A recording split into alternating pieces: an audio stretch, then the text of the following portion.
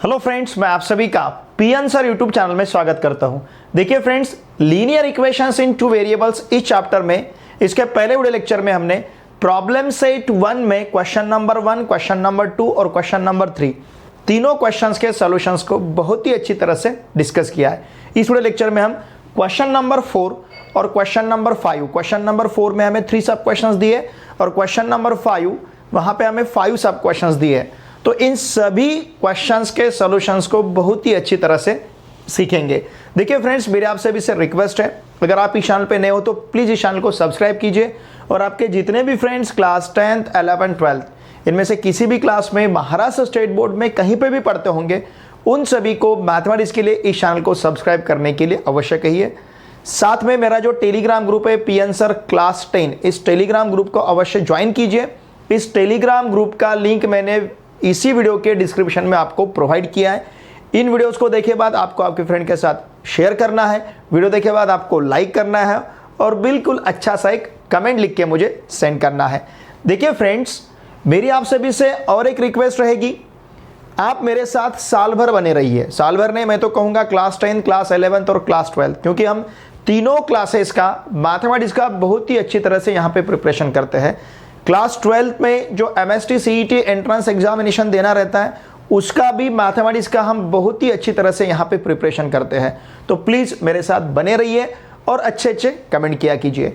Look here, यहाँ पे जो क्वेश्चन नंबर 4 है, यहाँ पे हमें 3 डिटर्मिनेंट्स दिए हैं और इन डिटर्मिनेंट का वैल्यू फाइंड करना है। इन शॉर्ट इसे हमें एक्सपांड करना है, ठीक है। तो चलिए हम सॉल्यूशन स्टार्ट करते हैं। इस डिटर्मिनेंट को कंसिडर करना है 4, 3, 2, 7। इसे किस प्रकार से सॉल्व करना है इसके पहले भी हमने देखा है। इन दोनों के प्रोडक्ट से इन दोनों का प्रोडक्ट हमें माइनस करना है, मतलब 4 × 7 माइनस 2 × 3 इस प्रकार से लेना है।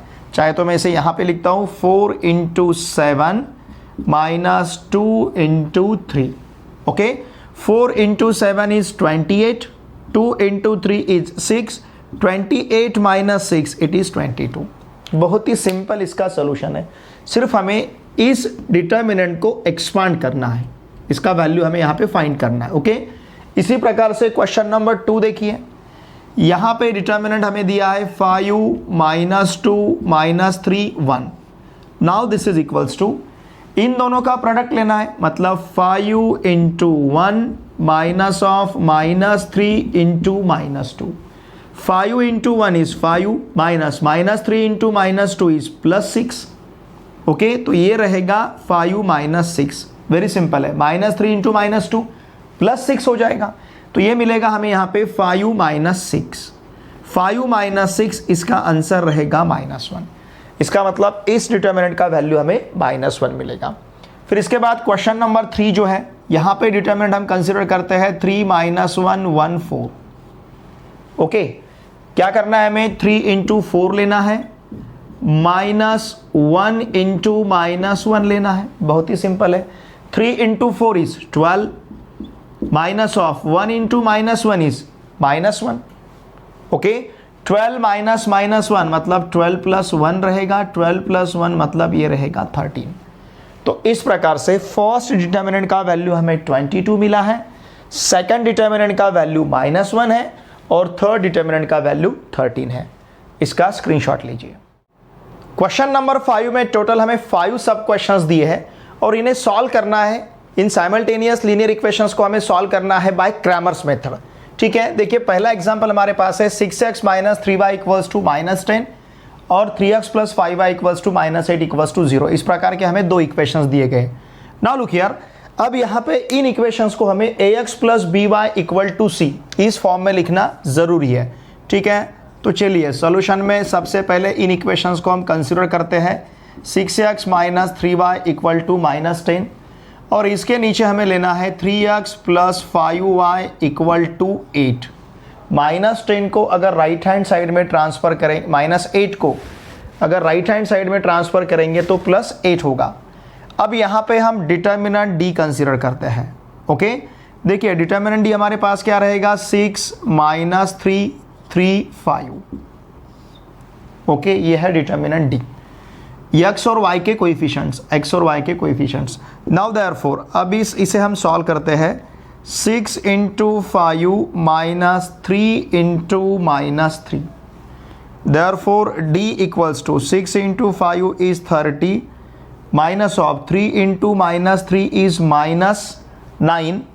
Okay. Therefore, D equal to ये रहेगा 30 plus 9 और 30 plus 9 मतलब 39. तो ये हमें डिटर्मिनेंट D का वैल्यू मिला है। देखिए डिटर्मिनेंट D का वैल्यू हमारे पास क्या है 39.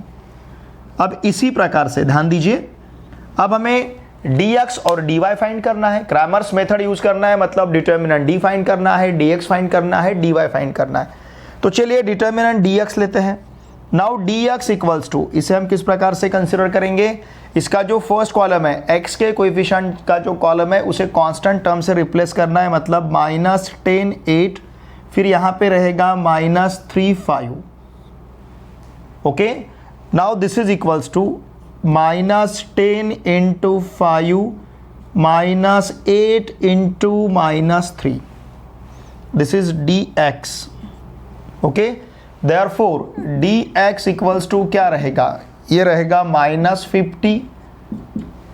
ठीक है ना, माइनस माइनस प्लस, या फिर चलिए एक स्टेप यहाँ पे हम ऐड करते हैं, इस माइनस साइन को एज इट इज रखेंगे, ये मिडल वाला जो है, और 8 इंटू -3 को हम ले सकते हैं -24. ध्यान दीजिए 8 इंटू -3 -24.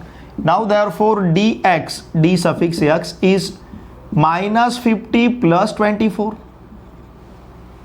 ओके, -50 प्लस 24 मतलब यहाँ का dx रहेगा -50 प्लस 24, इट विल बी -26. ये हमें dx मिल रहा है। देखिए हमें क्या करना है, 50 से 24 को माइनस करना है, ग्रेटर नंबर का साइन देना है। 50 से 24 को माइनस किया, 26, ग्रेटर नंबर का साइन यहाँ पे माइनस रहेगा। ठीक है, तो इस प्रकार से ये dx मिला है हमें। अब हम कंसीडर करते हैं dy. Now dy equals to, देखिए हमें क्या करना है, ये जो फर्स्ट कॉलम है एज इट इज लेना है d का, लेकिन जो सेकंड कॉलम है इसे रिप्लेस करना है हमें कांस्टेंट टर्म से, मतलब -10 और 8 से, -10 और 8। जैसे हमने यहाँ पे फर्स्ट कॉलम को रिप्लेस किया था डिटर्मिनेंट d के, अब डिटर्मिनेंट d के सेकंड कॉलम को रिप्लेस करना है। देयरफॉर dy इक्वल टू, इन दोनों का product 6 into 8 -3 into -10. Therefore dy equals to 6 into 8 48, -3 into -10 -30, and therefore dy equals to 48 plus 30, मतलब dy इक्वल्स टू रहेगा 78. ठीक है, dy का वैल्यू 78. तो देखिए अब हमारे पास dx है, फिर dy है और साथ में db है। अब यहाँ पे यूज करेंगे हम क्रैमर्स रूल। देखिए यहाँ पे लिखना है हमें बाय, चाहे तो आप क्रैमर्स रूल लिख सकते हो या फिर क्रैमर्स मेथड भी लिख सकते हो, बाय क्रैमर्स मेथड या फिर क्रैमर्स रूल। ओके, दोनों का मीनिंग सेम है, या फिर डिटर्मिनेंट मेथड, लेकिन यहाँ पे क्वेश्चन में क्रैमर्स मेथड कहा गया है तो आप लिखेंगे बाय क्रैमर्स मेथड। लेकिन ये लिखना जरूरी है क्योंकि क्रैमर्स ने ही इस थ्योरी को प्रपोज किया है, उन्होंने ही बताया कि हमें x और y की वैल्यू किस प्रकार से फाइंड करते आएंगे। x इक्वल्स टू हमारे पास रहेगा dx upon d, and y equals to हमारे पास रहेगा dy upon d। Therefore x equals to, what is dx now, dx is -26 upon 78. Okay, नहीं सॉरी, -26 अपॉन 39 है। डिटर्मिनेंट d का वैल्यू कितना है 39, -26 upon 39. Okay, and y equals to 78 upon 39, 78 upon 39. तो इस प्रकार से देखिए हमारे पास क्या रहेगा, x इक्वल्स टू, अगर हम 13 से डिवाइड करते हैं, 13 से, 13 2 जा 26, 13 3 जा 39, 13 2 जा 26, 13 3 जा 39. तो x इक्वल्स टू हमें -2/3 मिलेगा, और y इक्वल्स टू 39 2 जा 78. ओके, तो ये रहेगा हमारे पास 2, 39 इंटू 2, इसका आंसर हमें 78 मिलता है। तो इस प्रकार से देखिए x का वैल्यू -2/3 रहेगा और y का वैल्यू हमारे पास क्या रहेगा 2. It is the solution. Therefore हमें सॉल्यूशन फाइंड करना है, मतलब x और y के ऐसे वैल्यू फाइंड करना है जो दोनों वैल्यू इन दोनों इक्वेशन को सेटिस्फाई करेंगे। चाहे तो आप सब्स्टिट्यूट करके देख सकते हो। देयरफॉर द सॉल्यूशन इज, या फिर रिक्वायर्ड सॉल्यूशन ऐसा भी लिख सकते हो। द सॉल्यूशन इज, क्या रहेगा solution? x equals to -2/3 and y equals to 2। ये रहेगा यहाँ का सॉल्यूशन। इसका स्क्रीनशॉट लीजिए। Question number 2 is 4m - 2n equals to -4 and 4m + 3n equals to 16। तो इन इक्वेशंस को हम देखिए पहले यहाँ पे लिख लेते हैं। ओके, इक्वेशंस देखिए हमारे पास क्या है, 4m - 2n इक्वल टू -4, एक के नीचे एक इसे लिखते हैं। ओके, फिर 4m + 3n इक्वल टू 16 ऐसे लिखते हैं। तो डिटर्मिनेंट dm dn लेने में भी हमें सुविधा रहेगी। नाउ d इक्वल टू, देखिए d इक्वल टू यहाँ पे m और n का कोएफिशिएंट लेना है, तो 4 - 2 4 3। देयरफॉर d इक्वल्स टू ये रहेगा 4 × 3 - 4 × -2 eight therefore d equals to 4 × 3 12 -4 × -2 -8 and therefore d equals to 12 plus 8, therefore d equals to 20। d का वैल्यू देखिए क्या रहेगा 20। अब इसी प्रकार से ध्यान दीजिए, हमें dm फाइंड करना है। यहाँ पे कोएफिशिएंट m और n है, वेरिएबल यहाँ पे m और n है, वेरिएबल m और n है, तो हमें m और n का वैल्यू फाइंड करना है। इक्वेशंस को सॉल्व करना है, इसका मतलब उस इक्वेशन में जो वेरिएबल्स रहते हैं उनकी वैल्यू फाइंड करना है। तो देखिए अब यहाँ पे हम कंसीडर करते हैं डिटर्मिनेंट dm। dm मतलब डिटर्मिनेंट d से ही हमें इसे कंसीडर करना है। dm इक्वल टू ये m के कोएफिशिएंट का जो कॉलम हमें यहाँ पे दिख रहा है 4 4, इसे रिप्लेस करना है कांस्टेंट टर्म से। इट विल बी -4 16, ध्यान दीजिए। फिर यहाँ पे रहेगा -2 3, हमने फर्स्ट कॉलम को रिप्लेस किया है।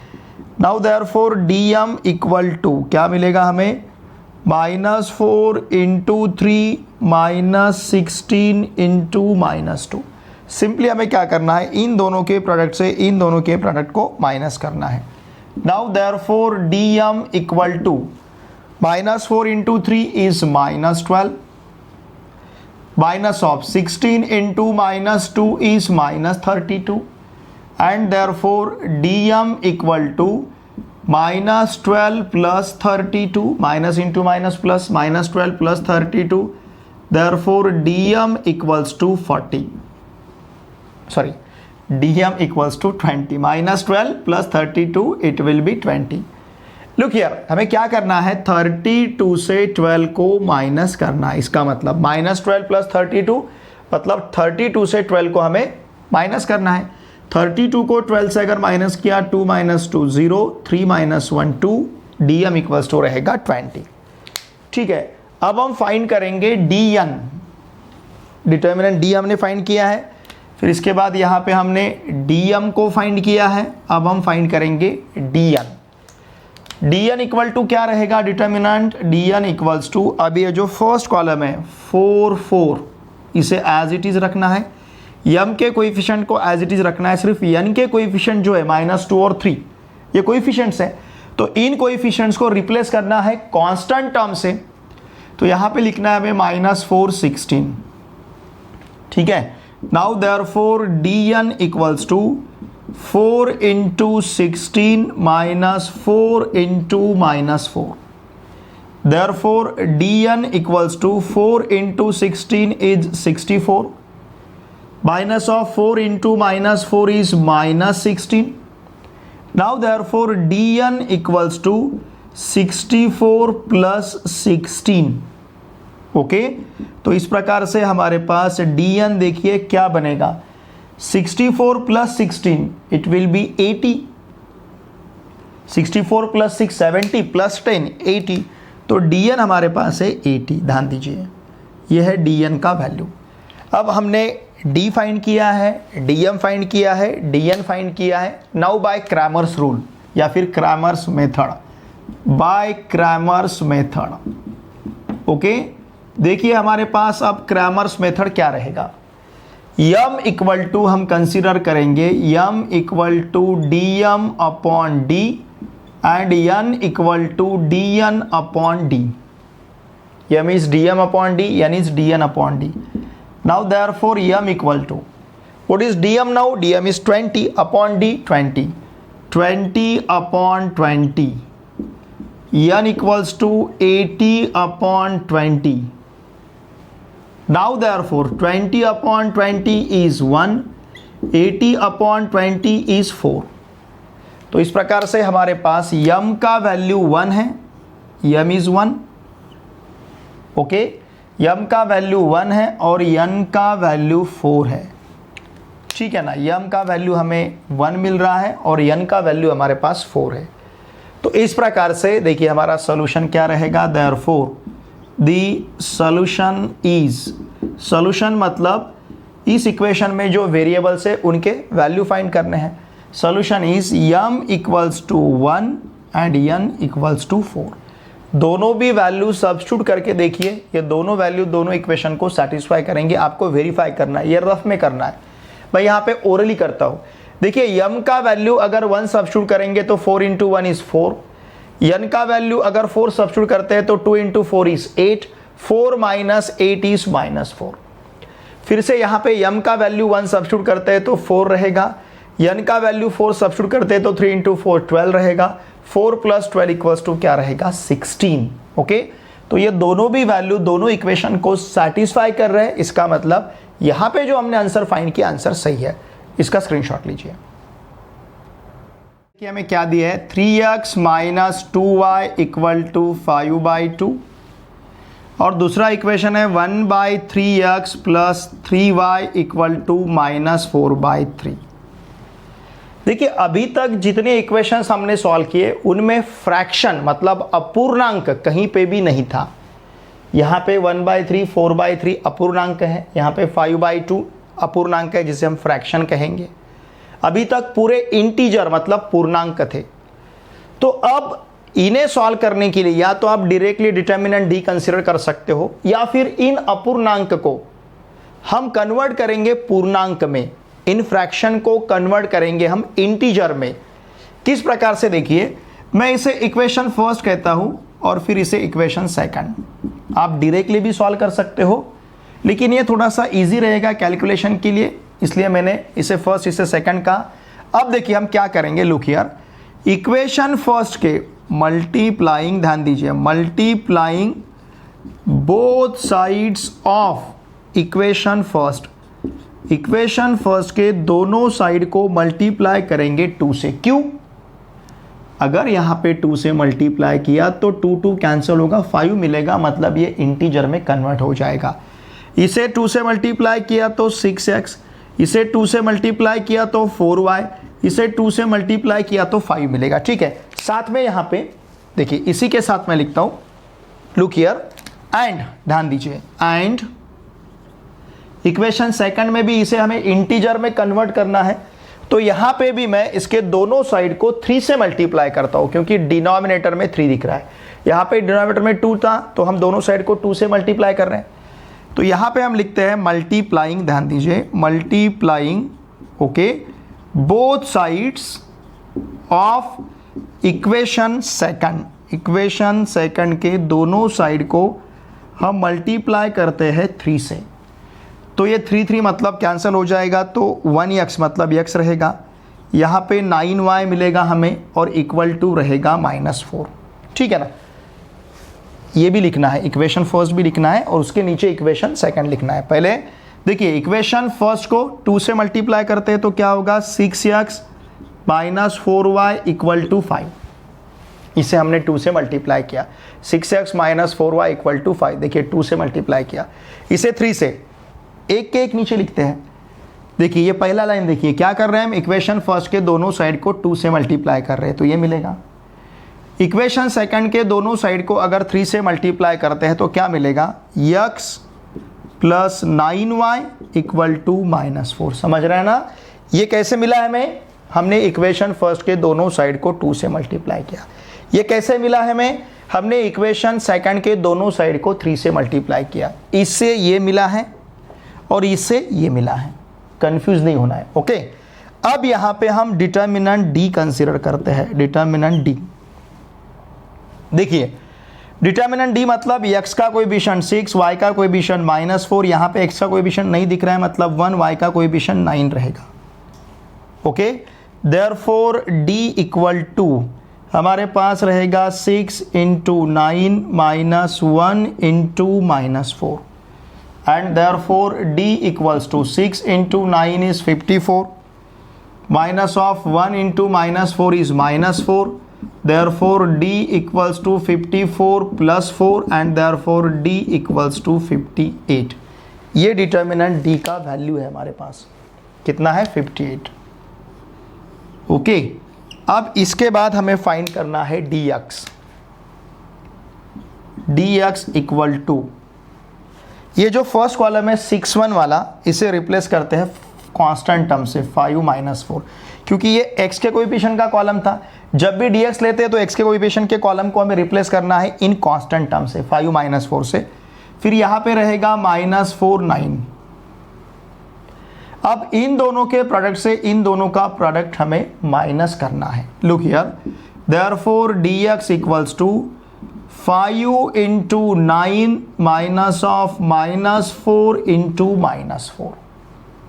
Therefore dx equals to 5 into 9 is 45, -4 into -4 is 16 and therefore dx equals to 45 minus 16, मतलब 45 से 16 को हमें माइनस करना है। वेरी सिंपल, 16 में 4 ऐड करते हैं तो 20 मिलेगा, उसमें अगर 25 ऐड करते हैं तो ये 45 हो जाएगा, मतलब वो 25 और ये 4, इट विल बी 29। हमारे पास क्या रहेगा 29, या फिर 45 माइनस 16 देखिए, 15 माइनस 6 इज 9, यहाँ पे 2 होगा, 4 माइनस 2 इज 2, तो 45 माइनस 16 हमारे पास रहेगा 29। ये है dx का value, it is the value of dx। तो dx का वैल्यू 29 मिला है। अभी उसी प्रकार से हम dy फाइंड करते हैं। dy इक्वल टू क्या लेना है, ये जो डिटर्मिनेंट d है इसमें से जो फर्स्ट कॉलम है 6-1, इसे एज इट इज रखना है, लेकिन जो सेकंड कॉलम है y के कोएफिशिएंट का, उसे रिप्लेस करना है कांस्टेंट टर्म से, और कांस्टेंट टर्म हमारे पास है 5 - 4, ये constant term 5 - 4 and therefore dy equal to it will be 6 into -4 minus 1 into 5, -1 into 5। Therefore dy equals to -24, 6 into -4 -24, 1 into 5 5, -4 -5 and therefore dy equals to -29। ठीक है, -24 -5 इट विल बी -29। अब इसके बाद देखिए हमारे पास है d है, dx है, dy है। अब हम यूज करेंगे Cramer's rule, by Cramer's method, या तो आप क्रैमर्स रूल कह सकते हो या फिर Cramer's method. By Cramer's method क्या है, देखिए Cramer's method is x equals to रहेगा dx upon d and y equal to रहेगा dy upon d। It is the Cramer's rule. Now therefore x equals to what is dx, dx is 29 upon d is 58, y equal to dy is -29 upon d is 58 and therefore x equals to 1 upon 2, y equals to -1 upon 2। x का value 1 upon 2 है, y का value -1 upon 2 है। Okay, and therefore देखिए चाहे तो आप ये दोनों भी वैल्यू सब्स्टिट्यूट करके देखिए, आपको LHS इक्वल्स टू RHS मिलेगा। यहाँ पे 1/2 सब्स्टिट्यूट किया तो 6 इंटू 1/2 मतलब 3 रहेगा, ठीक है ना, 6 इंटू 1/2 3। यहाँ पे -1/2 सब्स्टिट्यूट किया, 4 इंटू 1/2 2, ये माइनस माइनस प्लस होगा, 3 + 2 = 5। उसी प्रकार से x का वैल्यू 1/2, y का वैल्यू -1/2 सब्स्टिट्यूट किया तो 1/2 - 9/2 इट विल बी -8/2, -8/2 मतलब -4। या फिर इन वैल्यूज को आप यहाँ पे सब्स्टिट्यूट करके भी देख सकते हो। इन इक्वेशंस को सेटिस्फाई कर रही है, मतलब इन इक्वेशन को भी सेटिस्फाई करेगी, क्योंकि इन दोनों इक्वेशन से ही हमने इन दो इक्वेशंस को डिराइव किया है।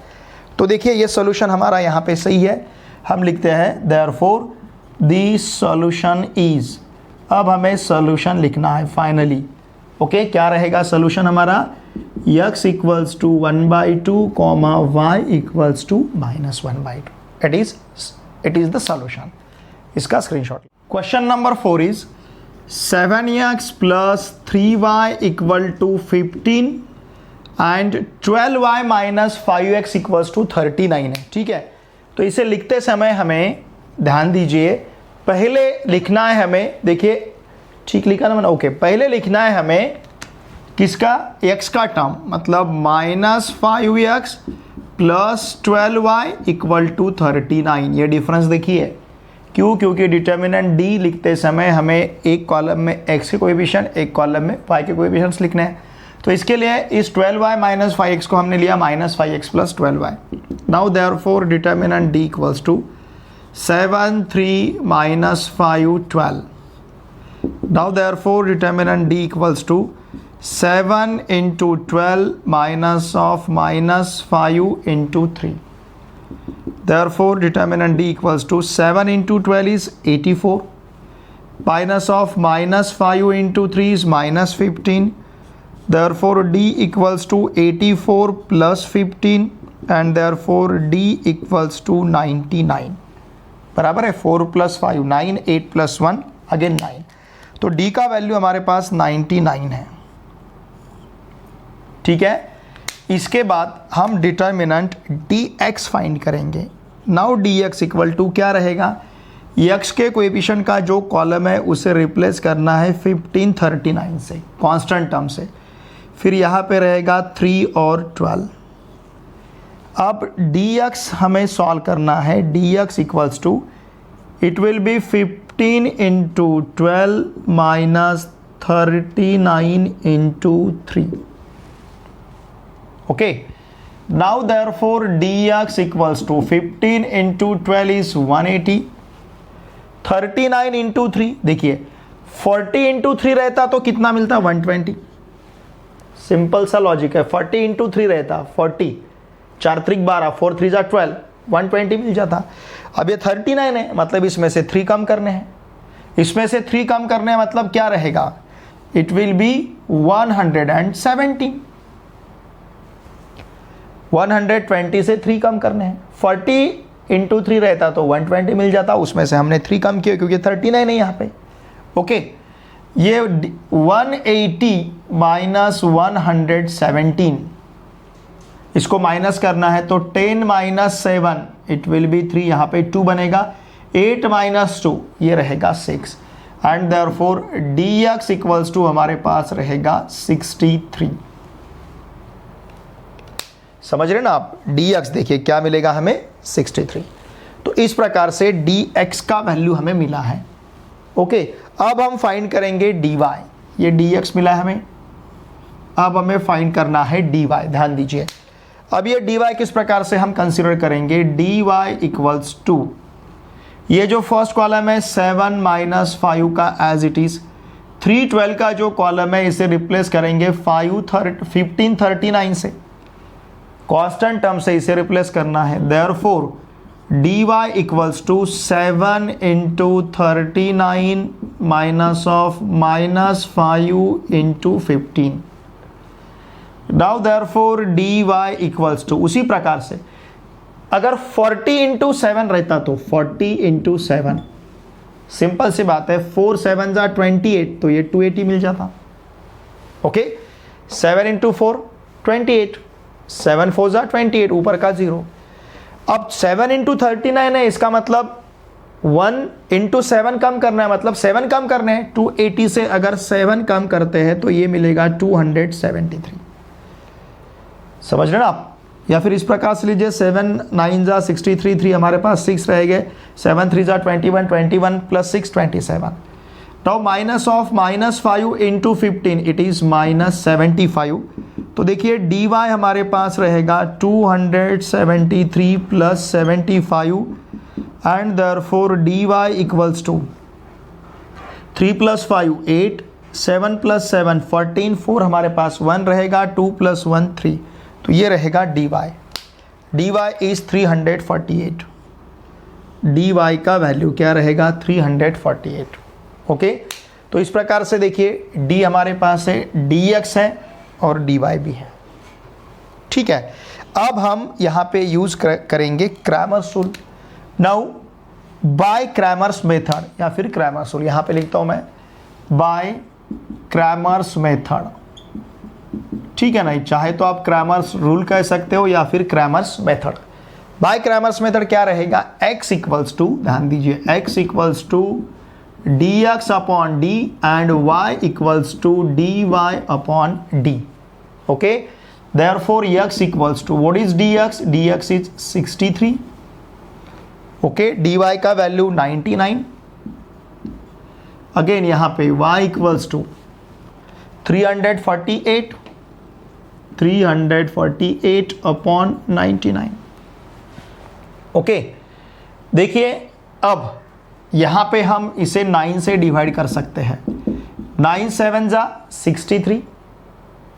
ओके, और ये यहाँ पे 11 रहेगा। 11 9 जा 99, मतलब 99 को अगर 9 से डिवाइड करते हैं तो 9 1 जा 9, 9 1 जा 9, 7 अपॉन 11 मिल रहा है। उसी प्रकार से y इक्वल टू देखिए क्या मिलेगा। अब यहाँ से न्यूमरेटर डिनोमिनेटर को ये 3 + 4 7, 7 + 8 15, 9 + 9 18, मतलब न्यूमरेटर डिनोमिनेटर को हम 3 से डिवाइड कर सकते हैं। 3 1 जा 3, अगेन 3 1 जा 3, 3 1 जा 3, फिर यहाँ पे 3 1 जा 3, 4 - 3 1 बचेगा, 18 रहेंगे। 3 6 जा 18 अपॉन 3 3 जा 9, 3 3 जा 9, तो 116 अपॉन 33 हमें मिला है। तो इस प्रकार से हमारे पास x का वैल्यू 7 अपॉन 11 है और y का वैल्यू 116 अपॉन 33 है। Okay, now therefore the solution is, यहाँ का सॉल्यूशन क्या रहेगा, x equals to 7 upon 11 and y equals to 116 upon 33। Okay, इसका स्क्रीनशॉट लीजिए। क्वेश्चन नंबर 5 थोड़ा सा डिफरेंट है। देखिए यहाँ पे हमें x + y - 8 upon 2 equals to x + 2y - 14 upon 3 equals to 3x - y upon 4 दिया है। ठीक से लिखा है, ओके ठीक है। तो इस प्रकार से हमें 3 जो टर्म से इक्वल टू दिए, तो यहाँ पे हम पेयर फॉर्म करेंगे। देखिए यहाँ पे हम कंसिडर करेंगे, ध्यान दीजिए, ये जो x + y - 8 अपॉन 2 फर्स्ट वाला जो टर्म है, इसके इक्वल टू लेंगे हम 3x - y अपॉन 4, क्योंकि इसे कैलकुलेट करने के लिए हमें इजी रहेगा। 3 टर्म्स इक्वल है, मतलब ये 2 टर्म्स इक्वल रहेंगे। Suppose a equal to b equal to c है, तो a इक्वल टू b ले सकते हैं, b इक्वल टू c ले सकते हैं, a इक्वल टू c ले सकते हैं। तो अब इस टर्म, ये पहले वाला टर्म इक्वल टू ये लास्ट वाला टर्म लेंगे। किसी भी 2 टर्म को हम इक्वल ले सकते हैं। अगर इन 2 टर्म को इक्वल लेते हैं, यहाँ पे लेंगे हम क्रॉस मल्टीप्लीकेशन। 4 को ट्रांसफ़र करेंगे, x + y - 8 को मल्टीप्लाई करना है, 2 से 3x - y को मल्टीप्लाई करना है। Therefore 4x + 4y - 32 equals to 6x - 2y। And therefore ये पूरे टर्म्स अगर ट्रांसफ़र करते हैं उधर, तो देखिए ये रहेगा 6x - 2y - 4x, या फिर इसको ऐसा लिखता हूँ, थोड़ा सा नहीं तो आप कंफ्यूज हो जाओगे। ठीक है, इसे देखिए इस प्रकार से लिखता हूँ, इस 4x + 4y को ट्रांसफ़र करते हैं, तो ये -32 इक्वल्स टू 6x - 2y। इन टर्म्स को ट्रांसफ़र करेंगे तो -4x - 4y रहेगा। Now therefore -32 equals to 6x - 4x is 2x -2y - 4y - 6y। अब इसे लिखते समय इस प्रकार से लिख सकते हैं, 2x - 6y इक्वल्स टू -32। ठीक है, डिवाइडिंग बोथ साइड्स, दोनों साइड को डिवाइड करेंगे, डिवाइडिंग बोथ साइड्स बाय 2। 2 से अगर डिवाइड किया, देखिए क्या मिलेगा, x, 2x को 2 से डिवाइड किया तो x, -6y को 2 से मल्टीप्लाई किया तो 3y, -32 को 2 से मल्टीप्लाई किया तो -16। तो इस प्रकार से ये इक्वेशन जो है ये बाद में हम यूज़ करेंगे। क्या है हमारे पास, x minus 3y equal to minus 16। ठीक है, चाहे तो आप इसे नंबरिंग भी दे सकते हो। सपोज इसे हम इक्वेशन फर्स्ट कहेंगे, चलेगा। इस इक्वेशन को हम बाद में देखिए यूज करेंगे आगे जाके, तो इस इक्वेशन को कहते हैं हम फर्स्ट। ओके, चाहे तो आप इसे माइनस से भी मल्टीप्लाई कर सकते हो। इस प्रकार से हमें इक्वेशन फर्स्ट मिला है। अब जिस प्रकार से हमने इन दो टर्म को इक्वल लिया था, उसी प्रकार से इन दो टर्म को इक्वल लेते हैं। देखिए हमें क्या मिलेगा यहाँ पे, x प्लस नाउ अब इन दो टर्म को हम इक्वल लेते हैं। x plus 2y minus 14 upon 3 equals to 3x minus y upon 4। इन दो टर्म को हमने इक्वल लिया। फिर से cross multiplication, 4 into x plus 2y minus 14 equals to 3 into 3x minus y। Now therefore it will be 4x plus 8y minus 56 equals to 9x minus 3y। अब ये पूरे टर्म्स ट्रांसफर करते हैं इन दो टर्म को राइट हैंड साइड में, तो क्या मिलेगा,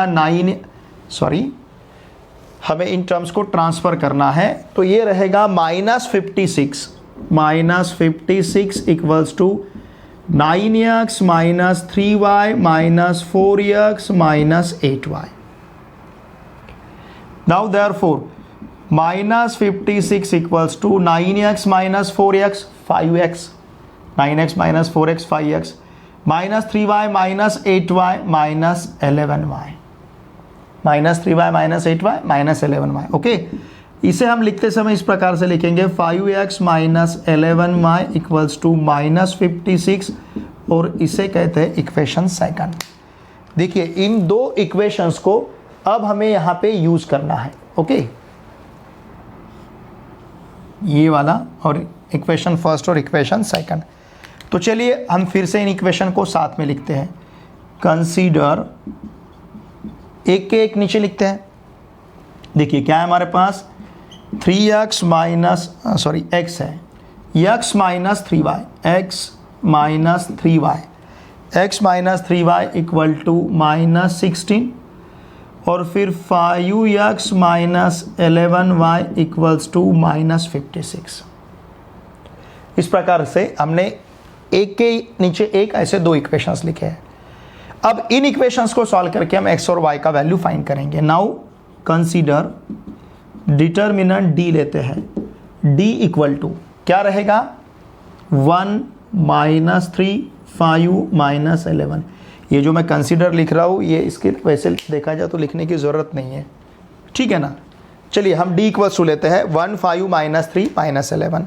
तो क्या मिलेगा, देखिए डिटर्मिनेंट d हमारे पास क्या रहेगा, d equals to 1 into minus 11, okay, minus 5 into minus 3, 5 into minus 3, therefore d equals to 1 into minus 11, 5 into minus 3 लिया है, 1 into minus 11 it will be minus 11, 5 into minus 3 it will be minus 15, मतलब minus 11 plus 15, minus 11 plus 15 is 4। देखिए minus into minus plus मिलेगा, minus 11 plus 15 it will B 4। उसी प्रकार से अब हम dx फाइंड करते हैं।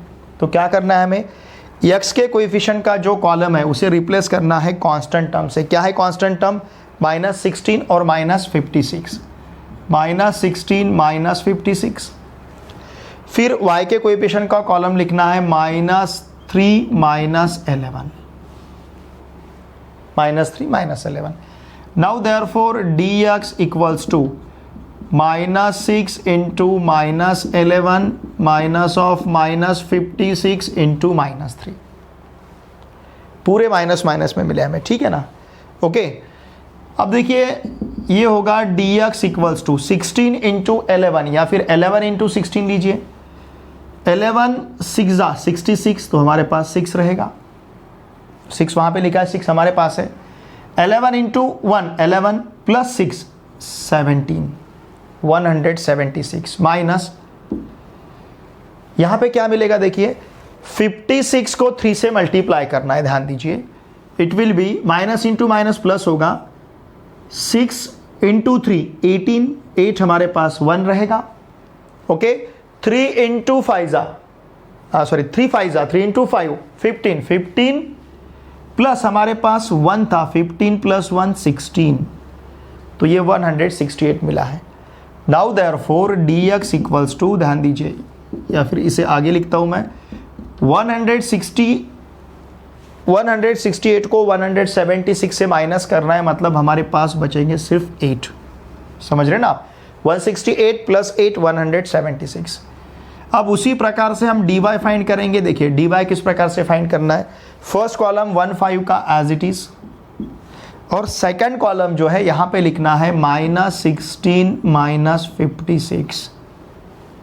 Therefore dy equals to 1 into -56 -5 into -16, and therefore dy equals to -56 minus minus ये प्लस बनेगा, ये minus into minus plus, 5 plus 16 it will be 80। ठीक है, -56 प्लस 80, मतलब 80 से 56 को माइनस करना है। ओके तो ये देखिए क्या रहेगा, 56 प्लस 4 80 हो जाएगा, और ऊपर के 20, मतलब ये रहेगा हमारे पास 24। dy is 24। Now by Cramer's method, देखिए अब हमें यूज करना है क्रैमर्स मेथड। अगर हम क्रैमर्स मेथड यूज करेंगे तो हमें x इक्वल्स टू लिखते आएगा dx अपॉन डी, और y इक्वल टू लिखते आएगा dy upon D, D suffix y।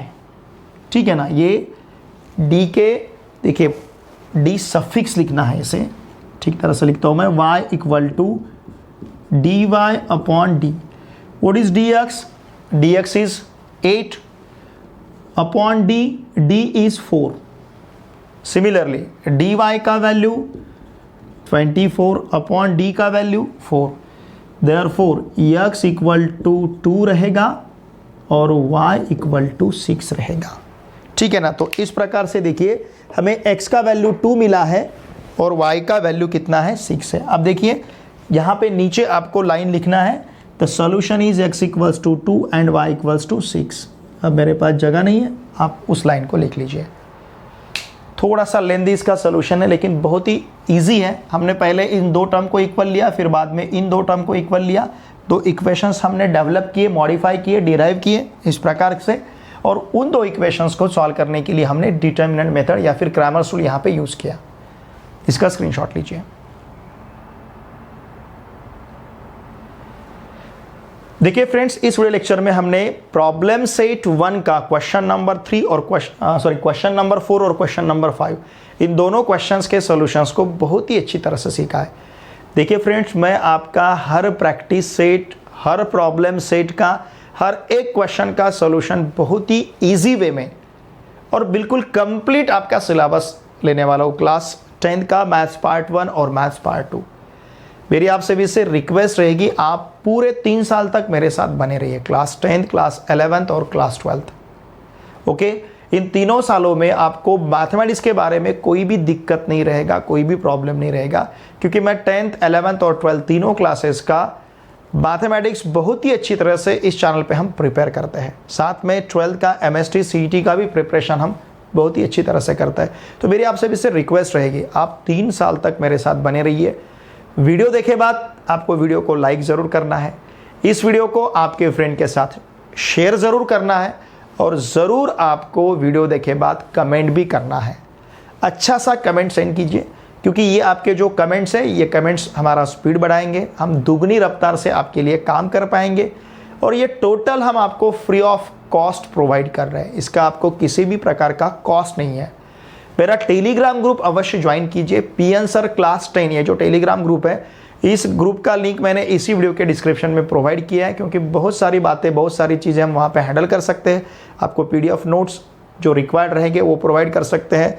हम आपके टेस्ट भी वहाँ पे बहुत ही अच्छी तरह से कंडक्ट कर सकते हैं। तो मेरी आपसे भी इससे रिक्वेस्ट रहेगी, प्लीज़ टेलीग्राम ग्रुप को भी ज्वाइन कीजिए, उसका लिंक आपको प्रोवाइड किया है, और चैनल पे नए हो तो सब्सक्राइब कीजिए, और बिल्कुल 3 साल तक मेरे साथ बने रहिए। आपके जितने भी friends class 10th, 11th, 12th इनमें से किसी भी क्लास में, महाराष्ट्र स्टेट बोर्ड में कहीं पे भी पढ़ते होंगे, उन सभी को मैथमेटिक्स के लिए इस चैनल को सब्सक्राइब करने के लिए अवश्य कहिए।